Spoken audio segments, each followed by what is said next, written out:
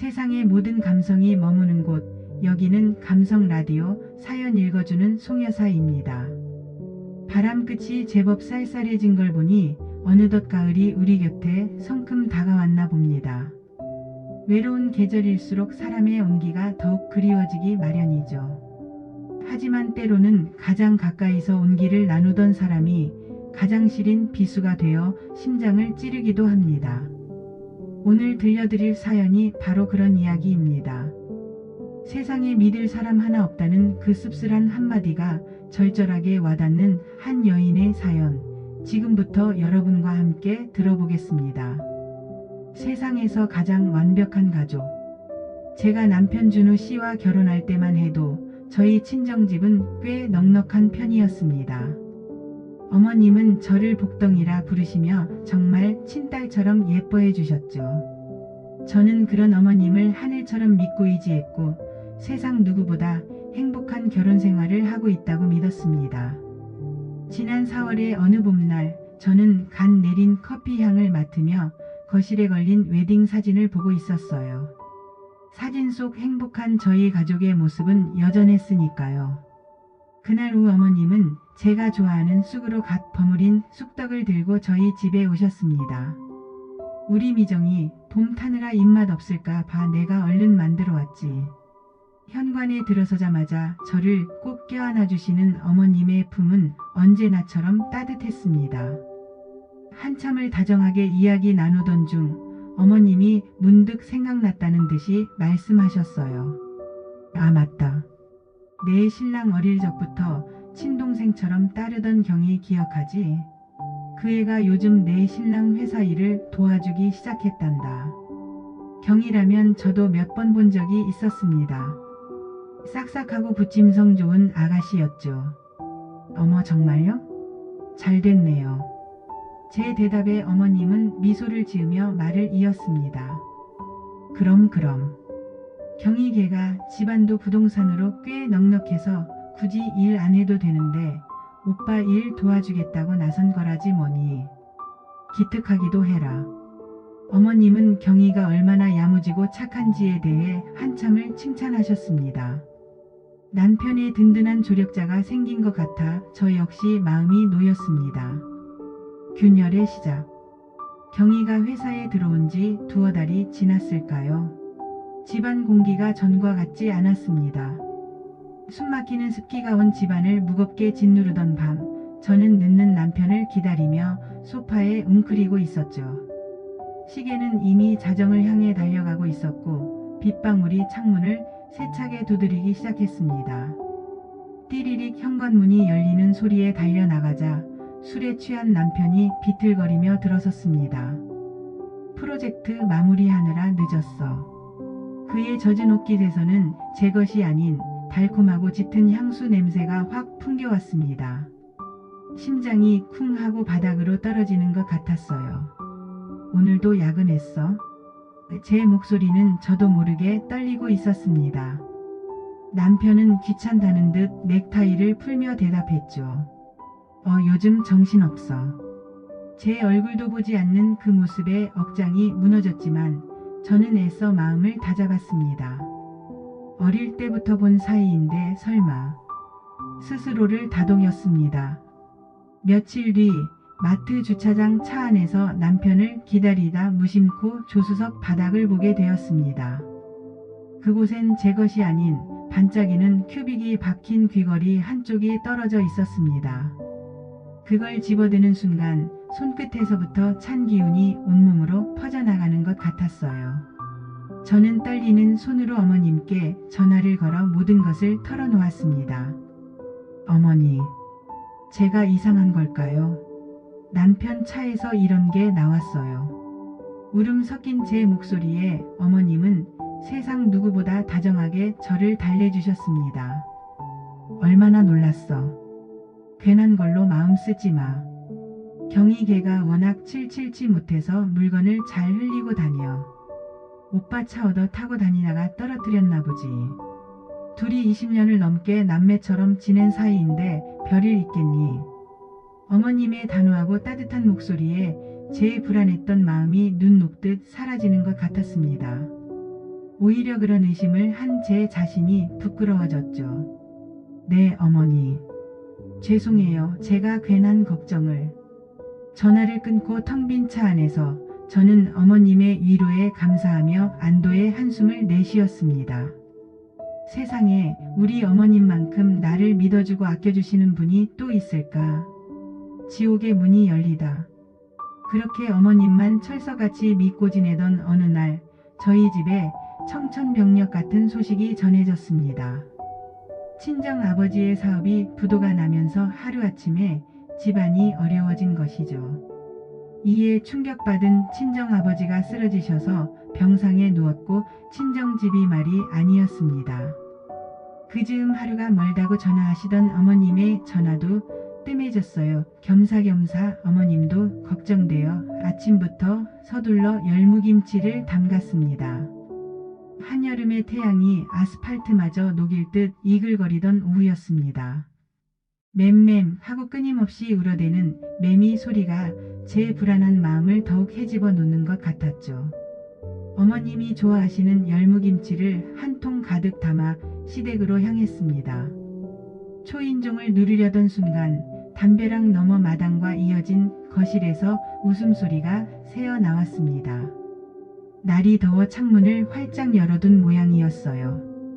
익숙한 남편의 목소리, 그리고 어머님의 높은 웃음소리. 그런데 그 사이에 낯선 여자의 목소리가 섞여 있었습니다. 출장을 간다던 남편이 어머님 집에 있다는 것도 납득이 가지 않았습니다. 저도 모르게 담벼락에 몸을 숨기고 귀를 기울였습니다. 어머니 집밥이 최고라니까요. 후우 역시 어머니 손맛은 아무도 못 따라와요. 애교 섞인 여자의 목소리에 어머님이 후우하고 웃으셨습니다. 우리 경이랑 그때 결혼했어야 했는데. 지금도 늦지 않았어. 둘이 결혼하면 되지 뭐. 그나저나 저걸 어떻게 치우냐. 아주 찰거머리인데. 찰거머리라는 말이 저를 두고 하는 말이겠지요. 제 머릿속은 하얗게 비어버렸습니다. 이어서 들려온 남편의 목소리는 제 심장에 비수를 꽂았습니다. 엄마가 어떻게 좀 해줘봐. 쟤만 없으면 우리 앞길이 탄탄대로인데. 눈치도 없어도 너무 없어. 지 아버지 부도 났으면 알아서 나가줘야 하는 거 아니야? 그들의 화기애애한 대화, 즐거운 웃음소리, 그릇이 부딪히는 소리 하나하나가 제 귀를 후벼 팠습니다. 제가 들고 있던 반찬통이 손에서 미끄러져 바닥에 떨어졌습니다. 쨍그랑 하는 소리와 함께 붉은 김치 국물이 시멘트 바닥 위로 흩뿌려졌습니다. 마치 제 심장에서 흘러나온 피처럼 보였어요. 세상에서 가장 믿었던 세 사람이었습니다. 그들이 한마음으로 저를 내쫓을 계획을 짜고 있었다니. 제가 알던 세상은 그 순간 산산조각 나 버렸습니다. 울음소리조차 나오지 않았습니다. 뜨거운 햇살 아래 저는 그들이 만든 지옥의 문턱에서 망연자실한 채 서 있을 뿐이었습니다. 눈물의 여왕 복수를 다짐하다. 그날 이후 며칠 밤낮을 뜬 눈으로 세웠습니다. 창밖에서는 차가운 비가 추적추적 내리고 있었죠. 빗방울이 유리창에 부딪혀 흘러내리는 모습이 꼭 제 눈물 같았습니다. 배신감에 심장이 갈갈이 찢겨나가는 것 같았지만 빗물에 비친 제 모습을 본 순간 정신이 번쩍 들었습니다. 앙상하게 마르고 캥한 눈을 한 채 모든 것을 포기한 모습. 저는 이런 모습으로 끝낼 수 없었습니다. 눈물을 닦고 이를 악물자 슬픔은 차가운 분노로, 절망은 강철 같은 결심으로 변했습니다. 제 친정의 몰락과 동시에 저에게는 아무런 위로도 관심도 없었습니다. 어떻게 이럴 수 있을까요? 남편은 퇴근 시간이 점점 늦어지는 것은 물론이고 주말에도 이런저런 핑계를 대며 외박하기 일쑤였습니다. 정신을 차리고 밤새 인터넷을 뒤져 남편의 불륜에 대처하는 방법을 찾았습니다. 제 손으로 이런 일을 하게 되리라고는 상상도 못했지만 더는 물러설 곳이 없었죠. 다음 날부터 저는 완벽한 연기를 시작했습니다. 아무것도 모르는 순진한 아내이자 세상 착한 며느리가 되었습니다. 남편이 잠든 틈을 타 그의 휴대폰에 문자를 모두 사진 찍어 저장했고요. 사진첩에 둘이 찍은 다정한 사진들과 시어머니와 나누는 통화 내용까지 제 폰으로 들을 수 있게 조치했죠. 그리고 은밀하게 탐정을 고용해 경희와 남편의 뒤를 밟기 시작했습니다. 제 연기에 속아 넘어간 그들은 경계심을 풀었지만 그 즈음 시어머니의 태도는 미묘하게 달라지기 시작했습니다. 언제나 제 편이 되어주던 다정한 목소리는 온데간데 없고 은근한 가시가 돋쳐 있었죠. 미정아, 요즘 내 신랑 힘들어 보이는데 내가 더 잘해야지. 하시다가도 하긴. 부부란 게 노력만으로 되는 건 아니더라. 때로는 서로를 위해 놓아주는 게 더 큰 사랑일 수도 있어. 라며 제 속을 넌지시 떠보셨습니다. 그 자애로운 가면 뒤에 숨겨진 차가운 눈빛을 마주할 때마다 저는 복수심을 더욱 단단히 굳혔습니다. 며칠 뒤 탐정에게서 두툼한 서류 봉투를 건네받았습니다. 떨리는 손으로 봉투를 열자 그 안에는 제 숨을 멎게 하는 사진들이 가득했습니다. 환한 대낮에 모텔로 들어가는 남편과 경희의 모습, 명품관에서 시어머니와 함께 다정하게 쇼핑을 즐기는 세 사람의 모습. 마치 제가 없는 세상에서 이미 완벽한 가족을 이룬 듯한 그들의 행복한 얼굴에 피가 거꾸로 솟는 것 같았습니다. 하지만 저를 가장 경악하게 만든 것은 마지막 장에 있던 사진이었습니다. 그건 바로 경희가 제 남편이 아닌 다른 남자와 깊은 포옹을 나누고 있는 사진이었죠. 탐정의 말에 따르면 경희는 제 남편 외에도 또 다른 남자를 만나고 있다는 것이었습니다. 저는 그 순간 차가운 미소를 지었습니다. 남편과 시어머니가 한심하게 느껴졌습니다. 경희의 실체를 알게 되었을 때 그 두 사람의 표정이 어떨지 궁금해졌습니다. 차가운 진실 그리고 현실. 저는 결국 조용하고 확실하게 그들과 남남이 되기 위해 이혼 전문 변호사를 찾아갔습니다. 탐정에게 받은 사진과 녹취 파일들을 책상 위에 올려놓자 변호사는 제게 가장 유리한 방향을 차분히 설명해 주었죠. 감정적인 복수보다 중요한 것은 이 지옥에서 벗어나 제 인생을 되찾는 것이었습니다. 며칠 뒤 저는 남편과 시어머니를 우리가 함께 살던 집으로 불렀습니다.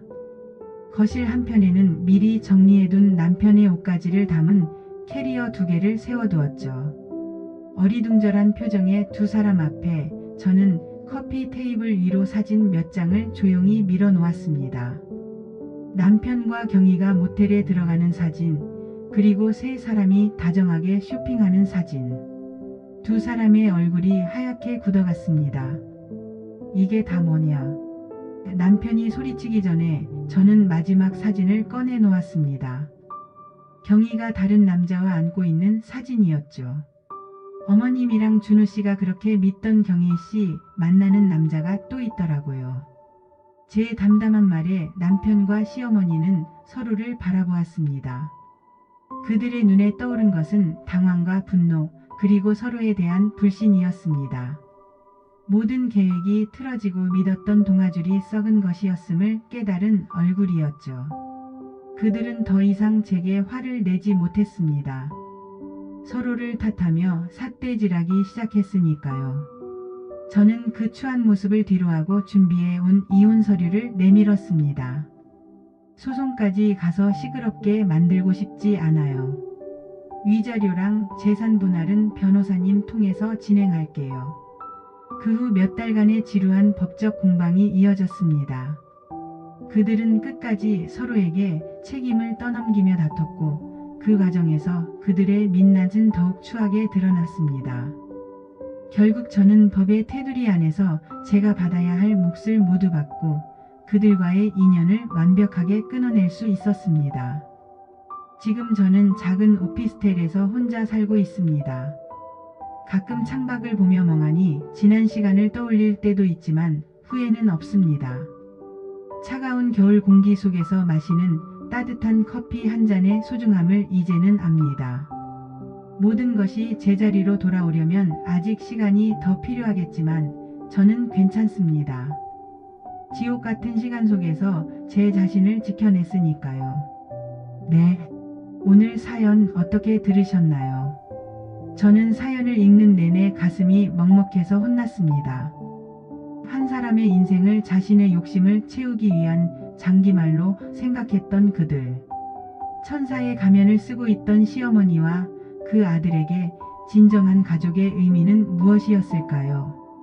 가장 큰 상처는 언제나 가장 믿었던 사람에게서 온다는 말이 있죠. 그래도 우리 사연자분, 그 지옥 같은 시간 속에서 자신을 잃지 않고 당당하게 새로운 삶을 향해 걸어 나오신 용기에 큰 박수를 보내드리고 싶습니다. 아마 지금 이 순간에도 비슷한 아픔을 겪고 계신 분들이 있을지 모르겠습니다.